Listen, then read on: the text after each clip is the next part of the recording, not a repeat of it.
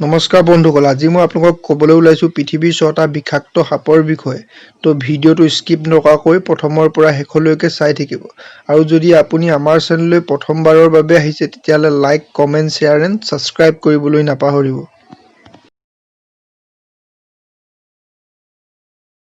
6 নম্বৰত আছে ৰেটেল স্নেক। এই সাপবিধ উত্তৰ আমেৰিকাৰ সকলোতকৈ বিষাক্ত সাপ।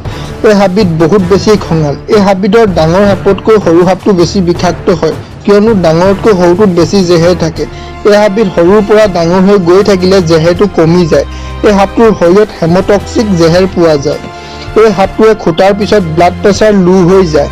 এই সাপটোৱে খুটাত 10-15 মিনিটৰ ভিতৰত এণ্টিড'ট যদি দিয়া যায় তেতিয়া বচাৰ অলপ আশা থাকে, নহ'লে মৃত্যুমুখত পৰে। এই সাপবিধ 3 পৰা 4 ফুটলৈকে দীঘল থাকে।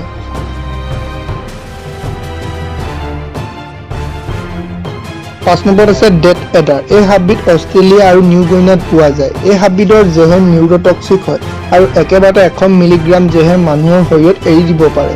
এই সাপবিধ ইমানো বিষাক্ত নহয়। এই সাপবিধৰ জেহেৰ মানুহৰ শৰীৰত বহুত দেৰিকৈ কাম কৰে।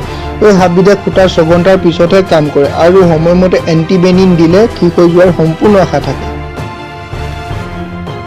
4 নম্বৰত আছে স্কেল ভাইপাৰ। এই সাপবিধ গোটেই পৃথিৱীতে পোৱা যায়। এই সাপবিধৰ বেছিভাগ জাতিয়ে বিষাক্ত। এই সাপবিধৰ জাতিৰ ভিতৰত স্কিল ভাইপাৰ আৰু চেণ্ড ভাইপাৰ বেছি বিষাক্ত। এই সাপবিধ গোটেই পৃথিৱীতে পোৱা যায়, হ'লেও বেছিকৈ ভাৰত, চীন, সাউথ এছিয়াত বেছিকৈ পোৱা যায়। এই সাপবিধে খুটাৰ বাবে ভাৰতত বেছিভাগ সংখ্যা সাপে খুটি মৰে। এই সাপবিধে খুটা আধা ঘণ্টাৰ পিছতে মৃত্যু হৈ যায়। এই সাপে যিডোখৰ জেগাত খুটে সেইডোখৰ জেগাত বেছিকৈ তেজ ওলাব ধৰে আৰু গোটেই শৰীৰত অত্যন্ত বিষ হৈ যায়। ব্লাড প্ৰেছাৰ লো হৈ যায় আৰু তেজ বমি কৰিবলৈ ধৰে আৰু অৱশেষত মৃত্যুমুখত পৰে। 3 নম্বৰত আছে ফিলিপাইন কোব্ৰা। কোব্ৰা বেছিভাগ সাপ ইমান বিষাক্ত নহয়। এই সাপবিধে খুটাৰ সলনি দূৰৰ পৰা জেহেৰ থুৱাব পাৰে। এই সাপবিধে 3 মিটাৰ দূৰৰ পৰাই মানুহক থুৱাই মাৰিব পাৰে। এই সাপবিধে একেবাৰতে বহুত জেহেৰ থুৱাব পাৰে। এই সাপবিধৰ জেহেৰ নিউৰোটক্সিক হয়। এই জেহেৰ ডাইৰেক্ট হাৰ্ট এটেক কৰে, তাৰ পাছত উশাহ নিশাহ ল'বলৈ কষ্ট হৈ যায়। এই সাপে খুটাৰ 3 ঘণ্টাৰ ভিতৰত মানুহৰ মৃত্যু হৈ যায়।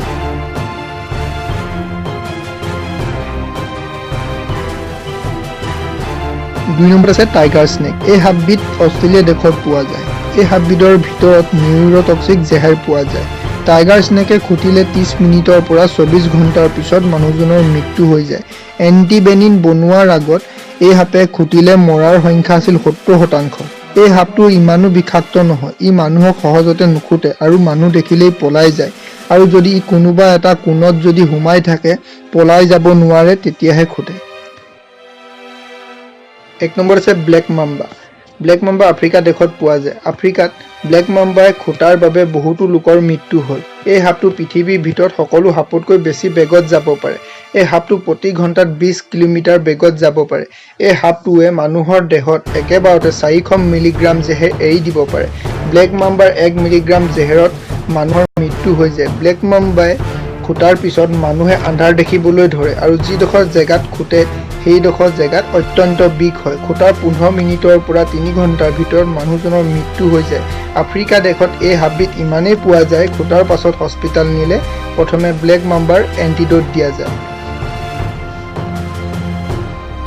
তো বন্ধুসকল, ভিডিঅ'টো কেনেকুৱা পালে কমেণ্ট কৰি জনাব। যদি ভাল পালে like, comment, share and subscribe কৰিবলৈ নাপাহৰিব।